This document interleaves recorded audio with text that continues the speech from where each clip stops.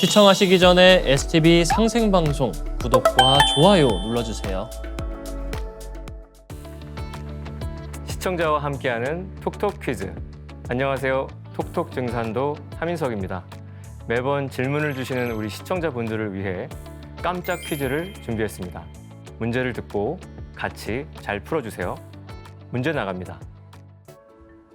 지금 인류 역사는 상제님께서 세계 정치 질서를 설계하신 세운공사에 따라 전개되고 있는데요. 세운공사의 기틀은 5신선이 바둑을 두는 오선위기 도수와 3차례의 씨름판 도수로 이루어져 있습니다. 씨름판 도수 중에서 일러 전쟁과 제1차 세계대전으로 실현된 씨름을 무엇이라고 할까요? 1번 천하장사 씨름, 2번 애기판 씨름. 톡톡 증산도를 재미있게 보신 시청자분들께서는 아주 쉽게 맞추실 수 있을 것 같은데요. 정답을 맞추신 분들께는 다양한 선물이 준비되어 있으니 많은 참여 부탁드립니다.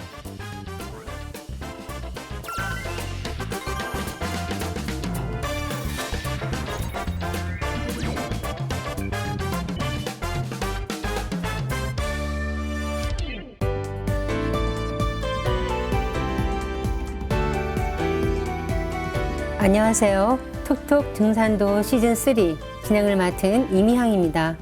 최재학 수호사님과 하민석 수호사님 자리에 모셨습니다. 안녕하세요. 안녕하세요. 네, 상제님 천지공사 중에서 세계 정치 질서의 울로를 설계하신 세운공사에 대해서 알아보고 있는데요. 지난 시간까지 러일 전쟁과 제1차 세계대전으로 전개된 애기판 씨름에 대해서 알아보았죠. 자, 먼저 수호사님께서 지난 시간에 공부한 내용을 간략히 말씀해 주시겠습니까? 네, 상제님은 이 선천의 모든 이렇게 원과 한을 풀어주시기 위해 단주 회원을 첫머리로 삼아서 오선위기 도수로 세계 울로를 정해 놓으셨습니다. 여기서 이제 오선위기란 5신선이 둘러앉아 바둑을 뜬다는 뜻입니다. 이 5신선은 바둑판의 주인인 이 조선과 이 바둑판을 둘러앉아 있는 주변 4대 강국을 말합니다. 다시 말해서 이 상제님께서 바둑판인 한반도를 중심으로 이제 4대 강국이 패권을 다투면서 지구촌 이 정치 질서 대세를 형성하도록 하셨습니다. 이 오선위기 이 바둑판 도수는 삼변성도 원리에 따라서 3차례의 바둑판으로 이루어지게 하셨는데요. 그 대결의 과정을 애기판, 총각판, 이 상씨름으로 3차례 씨름판으로 이제 비유해 주셨습니다. 애기판은 일러 전쟁과 1차 이제 세계 대전으로 이제 전개가 되었고, 이 총각 씨름은 중일 전쟁과 2차 세계 대전으로 역사 속에 이제 펼쳐졌습니다. 그리고 이제 상씨름은 남쪽 상투쟁이와 북쪽 상투쟁이가 이 38도선을 경계로 하여 힘을 겨루는 6.25 한국 전쟁으로 시작되어 제3차 세계대전으로 전개가 됩니다. 그래서 지금 그런 흐름 속에 있는 저희 현 인류라는 것은 지금 후천 가을 개벽이 시작되는 선천의 마지막 시간대에 저희가 살고 있고요. 이제까지 세상은 이제 모순과 투쟁이 끊이지 않고 상극의 극한을 향해서 치달아 왔지만 지금 이 시간대는 이제 그 상극을 넘어서서 상생의 질서가 이제 점진적으로 열리고 있습니다. 그 남법 회원의 양상이 극한으로 치닫는다는 점에서 상제님이 짜놓으신 세운의 과정이라는 것이 상극의 모습으로만 보일 수 있지만 그 과정에서 오히려 이제 상생의 새 질서가 점차 열려 나가는 거예요. 그러니까 병원에 아파서 와서 약을 투여하면 환자들이 컴플레인을 해요. 아니 왜 치료했는데 더 아프냐? 왜 열이 더 올라가냐?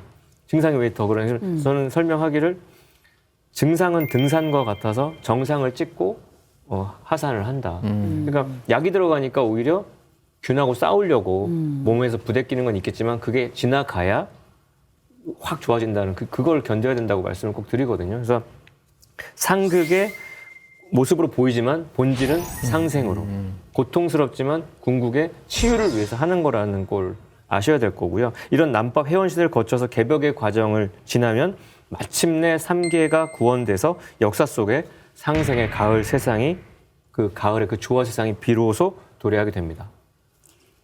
네, 상제님의 제1변 세운공사인 애기판 씨름 도수에 따라 제1차 세계대전이 종결되고 세계 일가 통일 정권의 과도기적 가정으로 국제연맹이 들어섰다는 것도 이제 함께 알아보았는데요. 하지만 제1차 세계대전이 끝나고 유럽에서는 더 큰 전쟁이 이제 준비되고 있었죠. 네, 그렇습니다. 지난 시간에 이제 하소사님이 마무리 시간에 말씀해 주셨듯이 이제 서양 제국주의 열강이 1차 세계 대전이 끝난 후 이제 파리 강화 협의에서 베르사유 조약이 이제 체결되면서 또 다른 화근을 낳게 되었다는 것입니다. 지난 전쟁의 이 교훈을 무시한 채 전승국의 의도에 따라서 복잡하고 새로운 이 국경선이 이제 그어지면서 민족 간의 감정이 골이 더 깊어진다는 겁니다. 그래서 제1차 세계 대전이 이 반대한 영국의 이 사회주의 정치가 필립 스노든은 이 베르사유 조약에 대해서 이것은 평화 조약이 아니고 다음 전쟁의 선언이다라고 이제 말한 바 있다고 말씀해 주셨는데, 이처럼 제국주의 열강의 이 꺼지지 않는 이 탐욕이 애기판 전쟁에 이어 더 큰 전쟁을 이제 불러오게 되었다는 것입니다. 네, 애기판 씨름에 이어서 일어나는 더 큰 전쟁이 지금부터 알아볼 제2변 세운공사인 총각판 씨름이죠. 예, 네, 그렇습니다. 이 일본과 중국이 이제 주역이 되고 독일과 이 소련이 훈수한 이 중일 전쟁이 이 총각판에 이제 서막을 이제 열게 됩니다. 총각판 이 씨름은 전운이 짙게 이제 깔려 있던 이 만주 지역에서 중일 전쟁으로 시작되어 이제 2차 세계 대전으로 확대되어 나간 것이며, 이 총각판이 끝난 뒤에 이제 국제 연합이 이제 발족되었습니다. 총각판 씨름 전체 과정을 간략히 말씀해 주셨는데요. A판 씨름에서 일본이 러일 전쟁의 포문을 열었던 것처럼 총각판 씨름에서도 일본이 중요한 역할을 담당하게 되는 이유가 무엇일까요? 네, 그래서 그 이유를 알려면은 그 일본에서 이제 군국주의가 탄생한 역사를 먼저 알아야 합니다. 그래서 일본의 군국주의의 뿌리는 막부 시대, 바쿠 시대의 역사로 거슬러 올라가는데요. 12세기 말에 이제 전국을 장악한 쇼군이 이제 막부를 중심으로 절대 권력을 휘두르게 됩니다. 그러면서 무사들에게 영지를 보장하고 이제 복종을 강요하면서 막부라고 하는, 막부가 원래 이제 무사 정권이라는 뜻이에요. 그 군사 지휘 본부를 뜻했던 건데, 그 막부라는 군부 정치 체제가 일본 역사에 등장을 했습니다. 그래서 봉건 제도를 근간으로 하는 막부 체제가 이제 19세기까지 지속이 돼요. 그래서 미나모토노 요리토모가 설치한 가마쿠라 막부가 있었고, 그를 이은 것이 아시카가 다카우지의 무로마치 막부가 열렸고요. 어딘가에서 들어봤던 이름들이에요. 그 다음에 끝으로 도쿠가와 이에야스가 에도 막부를 열어서 약 700년 가까이 막부 체제를 유지해 왔던 겁니다. 그래서 근데 16세기 군웅 할거의 시기인 전국시대, 소위 센코쿠 시대를 끝내고 이제 조선을 침략한 도요토미 히데요시가 이제 죽어버리고요. 그리고 다시 권력을 뺏기 위한 쟁투가 일어나게 되는데, 그 권력 쟁투에 승리한 자가 바로 도쿠가와 이에야스고요. 그 도쿠가와 이에야스가 도쿄 옛 이름인 에도의 새로운 막부를 조직해줘. 그 조직한 에도 막부에서는 도쿠가와 가문 대대로 이어지는 쇼군을 정점으로 여러 대신들이 이제 정무를 담당하고, 지방에는 번주, 영주가 있는데 그를 이제 다이묘라고 불렀거든요. 그 다이묘가 거의 완전한 자치권을 부여받아서 무사들을 거느리고 절대 권력을 행사하는 집권적 어떤 지배체제인 막번 어떤 제도가 정립이 되었던 그런 역사적 흐름이 배경에 깔려 있습니다. 그렇게 그 굳건했던 일본 막부 시대도 서양 제국주의 세력에 의해서 결국 문을 닫았죠. 네, 그래서 18세기에 이르러서 이제 에도 막부는 서양으로부터 개항을 요구받았어요. 근데 접촉을 꺼리죠. 우리나라가 이제 쇄국 정책했던 것처럼 1853년도에 다시 미국의 그 페리 제독이 군함 4척을 이끌고 도쿄만에 나타나서 이제 개국을 요구하니까 이듬해 이제 막부가 이제 쇄국을 포기하고 미일 화친 조약을 맺습니다. 그래서 이제 시모다와 이제 하코다테를 개항을 해요. 이어서 여러 서구의 열광들하고 이제 조약을 맺게 되는데, 이후에 막부에 대한 비판이 이제 끊이지 않게 되고요. 그리고 1867년에 서부의 사츠마번이라고, 현재는 이제 카코시마 현인데, 그리고 초슈번이라고 하는 현재 이제 야마구치 현인데, 그 두 지도자가 이제 정변을 일으키고 되거든요. 그래서 그 정변을 이제 1861년 1월 3일에 그 천황의 궁전을 이제 장악하게 되는데, 사츠마랑 초슈의 연합군이 그 천황의 궁전을 장악하고 천황의 이름으로 왕정복고 대호령을 이제 발표를 합니다. 그러면서 수립된 정권이 바로 메이지 정부예요. 그래서 메이지 정부는 이제 기존의 그 막번 체제를 이제 무너뜨리고 정치 사회 제도를 대변역하는 소위 메이지 유신을 이제 감행을 하고요.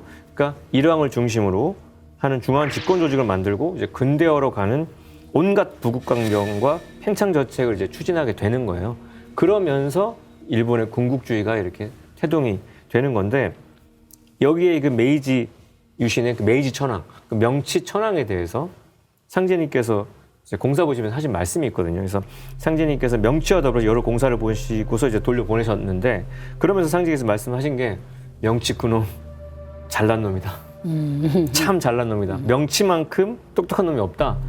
똑똑하고 무서운 놈이니 장차 서양 세력을 물리치리라.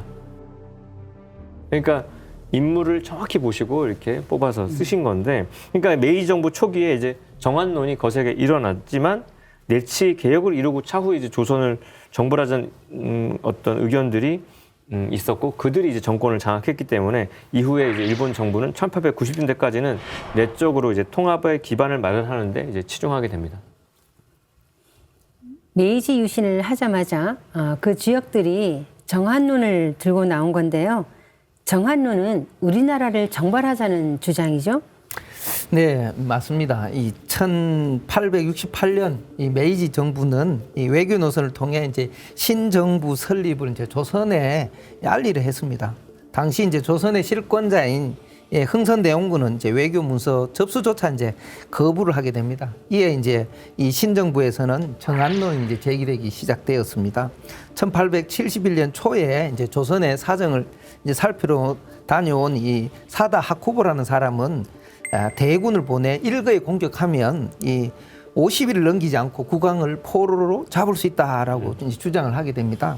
그 이후에 이제 1873년에 이 정한론을 둘러싸고 정부 수뇌부 간에 이제 분열이 일어나기를 시작하게 됩니다. 메이지 유신을 이제 성공으로 이끈 그 사람들을 유신 삼걸이라고 하는데요. 이 인물 중에 한 사람이었던 사이고 다카모리는 이 급진적인 조선 침략을 주장하였는데요. 당시 이제 일본 정부는 거기에 대응해서 대병력을 동원해서 이제 출병을 하려고 하였는데 실행되지 못했습니다. 그 이유는 1873년 6월에 2년에 걸쳐 이제 유럽과 미국을 이렇게 둘러보고 온 미국의 이제 자본주의 문화를 둘러보고 온 이 시찰단들이 와서 이제 우선 조선을 정벌하기 전에 내치 개혁을 먼저 하자고 이제 주장하였기 때문입니다. 그리고 이제 유신 삼걸 중에 한 인물인 오쿠보 도시미치는 사이고 다카모리가 추진했던 이 정한론을 이제 무산시켜 버립니다. 이에 분노한 사이고는 참의에서 이제 사퇴하고 고향으로 돌아갔다가 1877년에 군사를 일으켜 세이난 이 전쟁을 일으켰으나 이제 정부군에 의해서 사실상 진압되어 있습니다. 그러니까 내치 개혁을 위해서 정한론을 잠시 미룬 것뿐이지 결국 정한론이 1910년 한일 합방으로 완결된 거군요. 네, 그렇죠. 그래서 1890년대 중반에 이르러서 이제 신정부가 북국과 막부 시대의 외국과 체결한 이제 불평등 조약을 이제 개선하자 이렇게 들고 나왔고 이때부터 식민지 건설에 대한 야욕을 이제 본격적으로 드러내기 시작했어요. 그러니까 상제님께서 일본을 천지의 일꾼으로 잠시 내세워서 잠시나마 이제 동아시아를 제패할 수 있도록 천하 통일지기를 이제 붙여주신 바 있잖아요. 그게 이제 발현이 된 것인데, 그러니까 출범 당시부터 군국주의 색채를 강하게 띄어놨던 것이 메이지 정부고요. 그 메이지 정부가 1890년 메이지 헌법을 발효하면서 새로운 국가 체제를 정비하고 군국주의의 길로 이렇게 뚜벅뚜벅 나아갔습니다. 그래서 일본은 청일 전쟁에서 승리해서 군국주의의 기반을 다지고 러일 전쟁으로 열강으로서 지위를 굳히고 군국주의를 확장해 나갑니다. 그래서 대륙으로 진출하던 일본은 이제 서구 열강이 이제 제1차 세계대전쟁에 몰두한 틈을 딱 타가지고 결국 목적을 딱 달성하고 그 후에 1931년 만주 사변을 계기로 군국주의의 기틀을 이제 확립하였습니다. 일본에서 군국주의가 생겨난 역사를 알아보았는데요. 왜 상제님께서는 일본이 군국주의를 통해서 그 대륙 진출의 꿈을 이룰 수 있게 해주신 건가요? 제가 한번 생각해 봤는데요. 이게 적을 이용해서 또 다른 적을 물리친다라는 이재이라는 이게 고사성어가 있지 않습니까? 그처럼 상제님께서도 이 동북아 이 종주권을 이제 쟁취하려던 일본의 오랜 이 침략 야욕을 채워주면서 또 자연스럽게 서양 제국주의를 몰아내는 그런 역할을 하게 하셨다는 것입니다. 자, 일본은 임진왜란 이후에 대륙 침략의 야망을 이제 버리지 않았다는 것이고요. 이 동북아 패권을 이 차지하기 위해서 강렬한 참 욕망을 지속적으로 이제 품어오는데 이 19세기 후반에 바로 이제 정한론자들이 이제 득세를 하면서 다시 이제 동북아를 정벌하려는 이 야망이 꿈틀대자 이제 상제님께서 이러한 일본의 야욕을 천지공사로 이어하셔서 러시아 세력을 물리치고 이제 서양 세력을 몰아내신 것입니다. 이 상제님께서는 일본은 너무 강렬한 지기가 모여 있어 그 민족성이 사납고 탐욕이 많으며 침략열이 강하다는 이제 말씀도 하셨는데요. 일본을 이제 하나로 묶는 근원적인 힘은 일본의 주신인 천조 대신과 그들의 이제 조상신을 섬기는 신사 문화에서 이제 비롯합니다.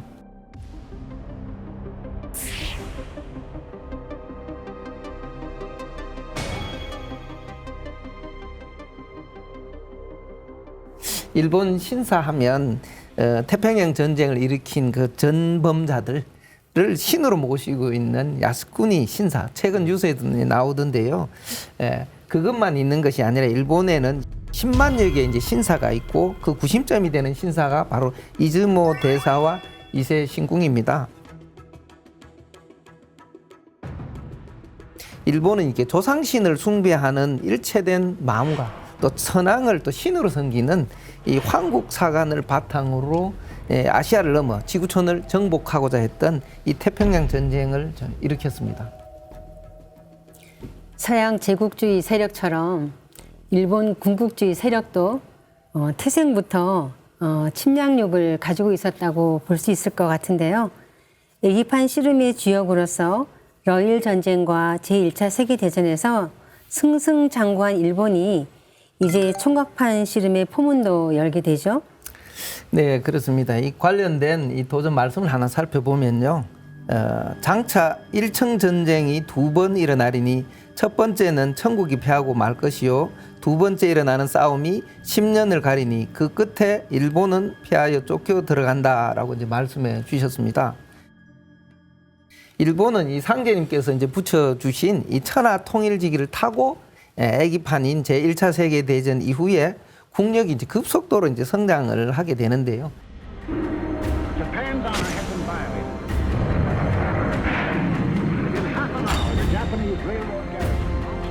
1931년에는 만주사변을 일으키고 또 만주를 점령하면서 1932년에 이 청의 마지막 황제, 우리가 잘 알고 있는 푸이를 만주국의 꼭두각시 왕으로 즉위를 시킵니다.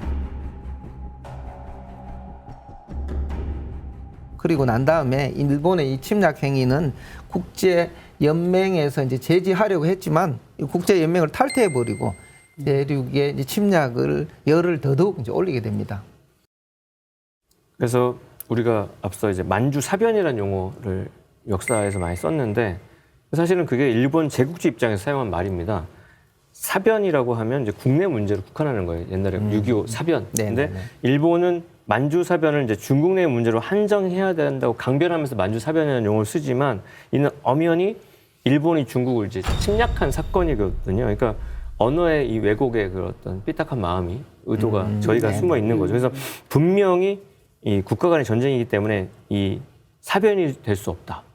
그래서 근데 그럼에도 불구하고 일제에 의해서 이제 만주 사변이라는 용어가 보편적으로 사용되면서 굳어져 버린 거예요. 이것도 묵은 기운인데 상인께서 말씀하신 두 번의 그 일청 전쟁 중에서 첫 번째 일어난 일청 전쟁이 바로 이 만주 전쟁이라고 할 수 있습니다. 그래서 상제님께서 천지국을 보일 당시에 중국은 아직 이제 청나라였으니까 상제님께서는 일청 전쟁이라고 하신 겁니다. 만주 사변, 즉 일청 전쟁으로 시작된 일본의 대륙 침략은 여기에서 그치지 않고 상계인 천지공사에 따라 그 두 번째 일청 전쟁으로 비화되었죠. 네, 맞습니다. 이제 일본이 이제 전쟁 분위기를 자꾸 조성해 가게 되면서요. 1936년에 이르러 중국 대륙의 이제 전운이 다시 이제 감돌게 되고 이듬해 1937년에 마침내 이제 전쟁에 불씨를 붙이게 됩니다. 그것이 바로 이제 일본의 노구교 사건이라고 하는데요. 이때 당시 이제 먼저 자기가 선제 공격해놓고 중국이 공격한 것으로 조작을 하면서 이를 빌미로 이제 중일 전쟁을 이제 일으키게 됩니다. 이것이 바로 이제 오선 위기 도수의 총각판의 시작이 된 것입니다.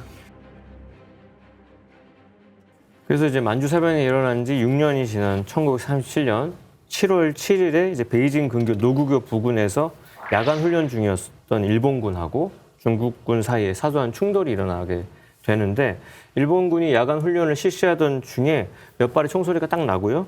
병사 한 명 해방병이 된 거죠. 이거 이제 문제 삼기가 좋잖아요. 근데 사실 그 병사는 이제 볼일 보러 갔던 용변을 보러 갔던 중이었고 20분 후에 대회를 복귀했는데 일본군은 이거를 이제 중국군 측으로부터 사격을 받았다는 구실로 하여 이제 주력 부대를 출동시켜서 다음날 새벽에 그 노구교를 점령했던 거고요.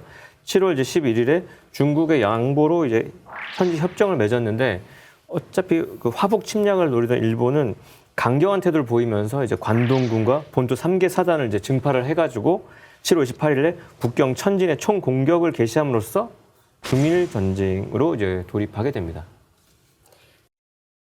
중국과 전쟁하기 위해서 구실을 찾고 있던 일본이 억지로 사건을 만들어서 전쟁을 일으킨 거군요. 네. 말씀하신 것처럼 중일 전쟁을 기점으로 4명의 신선이 바둑을 두는 오선 위기의 형국이 다시 짜졌죠? 네, 그렇습니다. 이 중국과 일본 사이에서 이제 전쟁이 일어나자 이 소련은 중소 불가침 조약을 체결을 하고 일본에 대항하면서 중국에 군수를 두게 되는데요. 이 베를린, 로마를 중심으로 한 전쟁을 준비하던 이 독일은 이제 공산당, 소련의 공산당 코민테른을 맞서기 위해서 이제 일본과 반코민테른 협정을 맺고 일본의 군수를 두기 시작했습니다. 당시 독일의 히틀러는 1936년 3월 7일 라인란트 비무장을 결의한 조약을 파기하고 이곳에 군대를 진주시키며 재무장을 단행하고 있었습니다. 이때 이제 중국과 소련, 독일과 일본이 각기 손을 잡음으로써 1936년에 두 번째 오선위기 판인 틀이 이제 갖춰지기 시작하였습니다. 1937년 7월에 이른바 추축국의 하나인 일본이 이제 중국을 침공해 중일 전쟁을 일으킴으로써 마침내 총각판의 시름에 막이 오른 것입니다.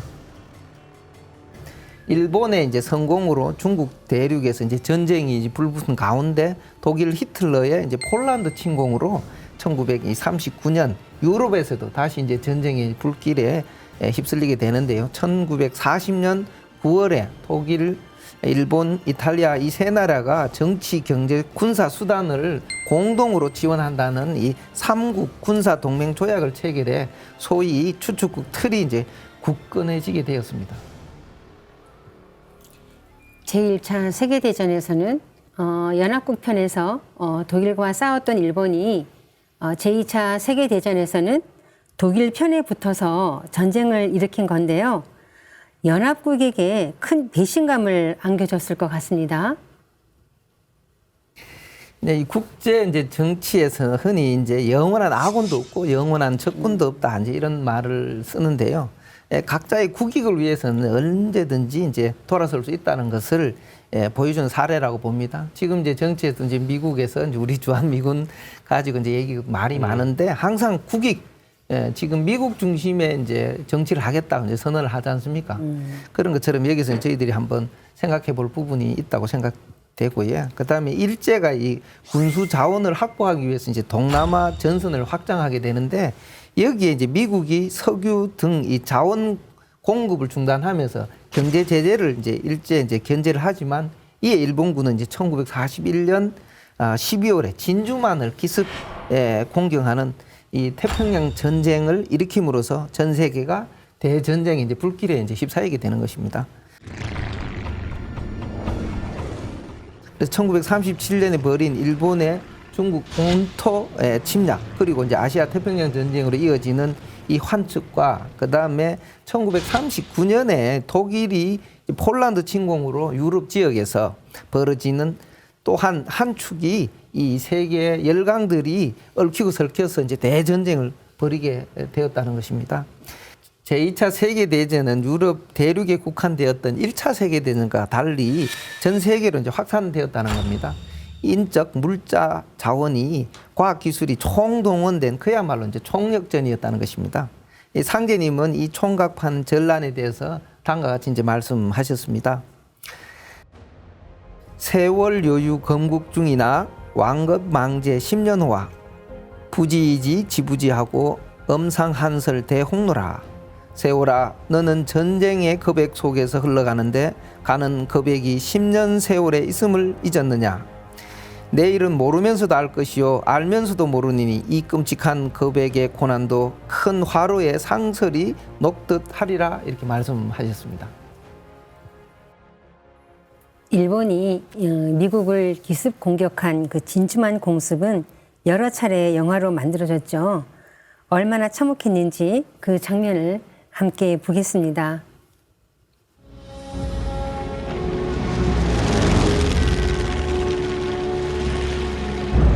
Warning of Japanese aggressive movement.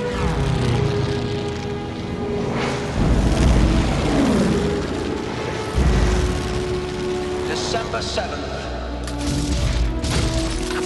1941. A date which will live in infamy.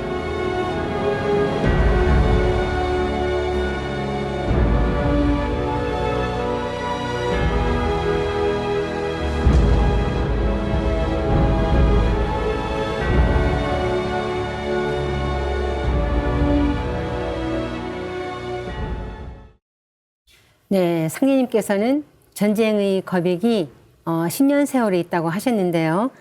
1936년 중일전쟁부터 1945년 제2차 세계대전이 종결되기까지 정확히 10년의 세월이 걸렸죠.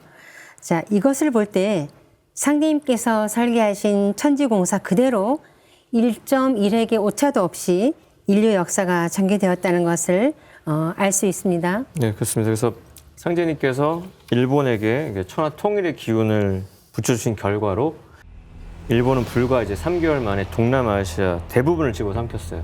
이른바 대동아 공영권을 이제 기치를 내걸고서 다 통합을 해버렸는데, 이로써 일본은 아시아에서 서양 세력을 물리치고 패권을 이제 장악하게 되었습니다. 근데 여기서 일본의 오만이 그치지 않았다는 거. 그래서 메이지 유신 이후에 근대 문명을 전하여 개화를 이끈 스승의 나라가 미국인데 그 스승을 집어삼키려 달려들었습니다. 그게 1941년 12월 7일 우리가 알고 있는 진주만 공격이죠. 제가 또 신혼여행은 또 하와이로 가가지고 그리고 또 진주만을 가봤잖아요. 거기 그대로 그 폭격당한 장면과 그 군함과 그 거대한 그런 그 생생하게 상기할 수 있도록 만들어 놨어요. 그러니까 그때 그 미국이 받은 충격과 그때 역습을 해가지고 일본은 이제 또 패망을 하게 되는 이제 시동을 걸게 되는데, 어쨌든 조선도 고대로부터 일본의 문화를 전수한 스승국으로서 일본과 사지관계에 맺어 있는데, 이렇게 일본이 우리 한국이든 미국이든 간에 스승의 나라를 침략하는 거, 그게 이 천상 신도에서는 절대로 용납하지 않는 배사율. 그래서 상제님께서는 조선을 침략하고 이제 미국을 공격해서 제 스승을 잡아먹으는 일본의 죄를 배사율로, 스승을 배신한 율법으로 다스려서 참혹히 망하게 하셨습니다. 그래서 상규님께서는 선천에는 도수가 그르게 되어서 제자로서 스승을 해하는 자가 있었으나 이 뒤로는 그런 불의를 감행하는 자는 배사율을 받으리라고 이렇게 말씀하셨는데요. 배사율은 개인 간의 또 사지 관계를 넘어서 민족과 민족, 또 동양과 서양, 또 인간 세계와 신명 세계에 이르는 모든 관계에 적용되는 도덕률이죠. 네, 그래서 우리가 죄를 논할 때 넉사자, 안일비자라고 해서 뭐 생장염장의 그런 이치를 부정하는 거, 그리고 또 우리 소위 말하는 그 네 가지가 없는 거 그런 것들이 죄인데, 배사율은 그런 맥락입니다. 우리 군사부에 대한 그 배신. 근데 이제 그래서 상제님께서는 그걸 조목조목 곳곳에서 말씀하셨는데 서양 사람에게서 재주를 배워서 다시 그들에게 대항하는 것은 배은망덕줄에 걸리나니 이제 판밖에서 남에게 의뢰함 없이 남모르는 법으로 이를 꾸미노라 하시면서 일본 사람이 미국과 싸우는 것은 배사율을 범하는 것이므로 장광 80리가 불바다가 되어 참혹히 망하리라. 조선은 이제 원래 일본을 지도하던 선생국이었나니 배은망덕은 신도에서 허락하지 않으므로 저희들에게 일시의 영유는 될지언정 영원히 영유하지는 못하리라. 그러면서 배은망덕 만사하신, 배은망덕한 자는 만번 죽어 마땅하다는 것인데, 그러니까 여기서 장광 80리가 불바다가 되어 참혹히 망하리라는 이 한 말씀이 엄청나게 무서운 말씀이라는 건데, 상제님께서 불바다가 되리라 하신 장광이라고 하는 것이 일본의 나가사키와 히로시마입니다. 왜냐하면 나가사키가 장기고요, 히로시마가 광두라서 그거 묶어서 장광이에요. 그래서 우리가 그냥 글자로 길고 넓다 그게 아니라 장기인 나가사키와 광도인 히로시마가 불바다가 된다는 건데, 이거 이게 무슨 말인지 했는데 1945년 8월 6일에 히로시마, 8월 9일에 나가사키에 원폭이 투하되면서 일본은 미국에 무조건 항복을 선언하죠. 아까 진주만은 그 허니문에 갔는데 이 히로시마는 공주 하늘고 수학여행으로 갔어요. 그러니까 제가 지금 상제님 세운공사의 주요 상해 임시정부, 진주만 여기 가면 그 평화의 공원이 있거든요. 원폭 피해자들의 그 참혹한 모습도 그려져 있는데, 그런 불바다가 되고 나서 일본은 손을 안 줄 수가 없는 거죠. 그래서 조선과 아시아의 여러 나라를 그냥 빈집 드나들듯 해서 야심을 불태우던 일본은 배사율에 의해서 참혹하게 망하고 일왕이 항복선언을 하게 되죠. 네. 예, 원자폭탄은 이제 아인슈타인의 건의에 따라서 미국의 핵물리학자 오펜하이머의 이제 책임 아래서 20억 달러를 들여서 이제 3년간 이 비밀리에 연구해서 개발되었다고 합니다. 예, 원자폭탄 이 개발인 일명 이제 맨해튼 계획이라고 이제 얘기하는데요. 원래 목표가 이제 독일의 나치를 이제 멸망시키기 위해서 준비했다가 독일이 이제 1945년 5월에 연합군에 이제 백기를 들자 이제 유럽에서 이제 전쟁이 끝나버리니까 더 이상 쓸 수 없었는데 일본이 진주만을 공격하자 이제 거기에 이제 사용하게 된 것입니다. 당시 이제 미국 폭격기가 일본 본토를 한 150개 도시를 무차별 공격했지만 일본은 이제 항복 요구를 거부하며 끝까지 이제 항전하게 됩니다. 네, 미국이 원자폭탄을 개발하고 투하한 과정을 다룬 영화가 오펜하이머죠. 근데 원자폭탄 개발 과정을 정말 실감나게 그렸더라고요. 예, 저도 그 영화를 이제 봤는데요. 정말 이제 많은 것을 생각하게 해주는 영화인 것 같았습니다. 예, 이 영화가 이제 3시간에 된 긴 러닝타임을 가지고 있는데도 불구하고 관객으로 하여금 참 눈을 떼지 못할 정도로 이게 전개가 빠르고 또 시각적인 자료들을 많이 활용을 해서 또 인간 내면의 그 감정적인 게 이제 표출이 잘 된 영화 같더라고요.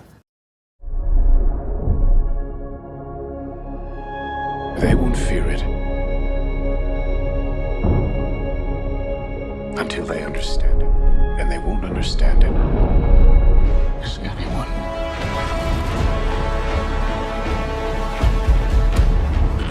ever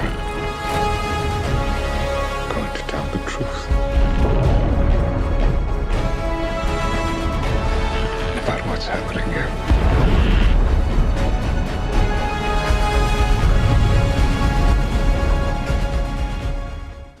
특히 지금 또 뭐 러시아 우크라이나의 전쟁을 지속하고 있는 것처럼 이 전쟁에서 대량 살상 무기가 주는 그 피해 이런 것들을 다시 생각하게 해주는 그런 영화였던 것으로 기억을 합니다. 2차 세계대전 이게 역사 속으로 다시 들어가 보면 이 미국은 이제 소련이 이제 참전하기 전에 이제 전쟁을 끝내기 위해서 이제 일본의 원자폭탄을 이제 투여하기로 이제 결정을 하게 되는데, 이 계획이 첫 번째는 이제 히로시마, 두 번째 고쿠라, 세 번째 나가사키 이렇게 준비를 했는데요.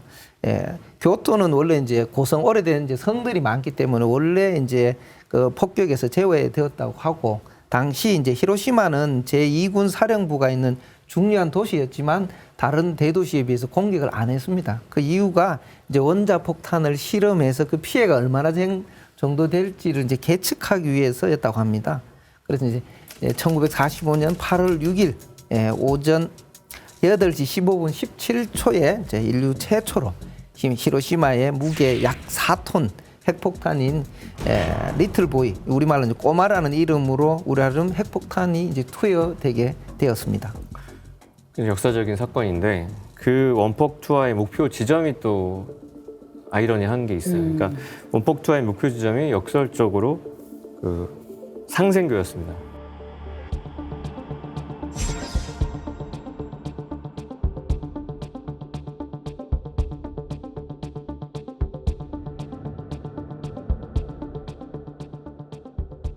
상생은 서로 살린다는 뜻인데 상극의 극치의 상징물이 상생교에 이제 떨어지게 되는 거죠. 앞서 말씀드린 대로 상극의 목적은 상생을 위한, 전쟁의 목적도 평화를 위한. 그래서 상생의 세상을 열기 위해서는 선천의 묵은 역사를 송두리째 뿌리 뽑아야 한다는 것을 이제 냉엄하게 보여준 이벤트였다 볼 수 있고요. 그러니까 상제님 공사의 그 약간 유머 감각일 수도 있고 굉장한 일침일 수도 있는 것 같아요. 상생교에 원폭을 투하했다는 것이. 그래서 번쩍이는 섬광과 함께 이제 버섯구름이 이제 피어오르자 순식간에 히로시마가 죽음의 도시로 이제 변했고요.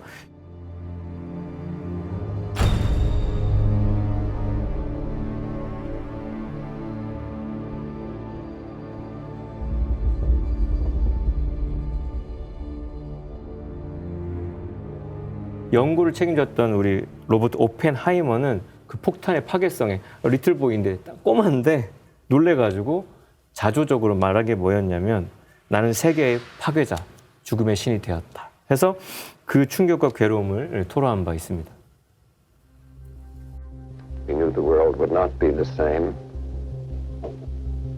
I remembered the line from the Hindu scripture, the Bhagavad Gita. Now I am become death, the destroyer of worlds. 원폭 투하 지점이 상제님 대도 진리의 근본 사상을 담고 있는 상생교였다는 것이 정말 놀라운데요. 결국 히로시마에 이어서 나가사키에까지 원폭이 투하되면서 기나긴 전쟁이 끝을 맺게 되죠. 네, 이제 첫 번째 이제 폭격인 이 히로시마에 이제 폭격을 한 후 이제 사흘 후인 이제 8월 9일 새벽에 이제 소련이 일본에 선전포고를 하고 또 만주에 있던 일본 군을 이제 공격을 개시하게 됩니다. 이것은 이 소련의 개입 없이 태평양 전쟁을 끝내려고 했던 미국에게 큰 영향을 주게 됩니다. 그래서 이제 8월 9일 폭격의 목적지인 고쿠라를 향해 이제 원자폭탄 두 번째를 실은 B-29가 이제 폭격 목표 지점으로 이제 날아가는데 그때 이제 기상 상황이 도저히 이제 그 폭격지를 확인할 수 없는 그런 상태가 되어서 이제 3차로 예정돼 있던 나가사키로 이제 갑자기 이제 변경되게 되었다는 겁니다. 이렇게 되어서 이제 이 히로시마와 나가사키에 이제 두 번의 폭격으로 해서 일본이 이제 손을 들게 되면서 아까 말씀하신 것처럼 장광 80리가 불바다가 되리라는 이 상제님의 이 천지공사가 현실 속에 역사 속에 실현되게 되었습니다. 네, 자신들에게 사상과 문물을 전해준 스승의 나라인 조선을 삼킨 것도 모자라서 미국까지 공격하다 배사율로 철저히 망한 거군요. 지금까지 상제님 천지공사로 벌어진 총각판 씨름, 만주 사변과 중일 전쟁, 그리고 제2차 세계대전에 대해 알아보았는데요. 시간 관계상 총각판 씨름의 역사적 의의는 다음 시간에 계속해서 알아보겠습니다. 톡톡 증산도 시즌3 다음 시간에 다시 찾아뵙겠습니다. 지금까지 시청해주신 시청자 여러분 감사합니다.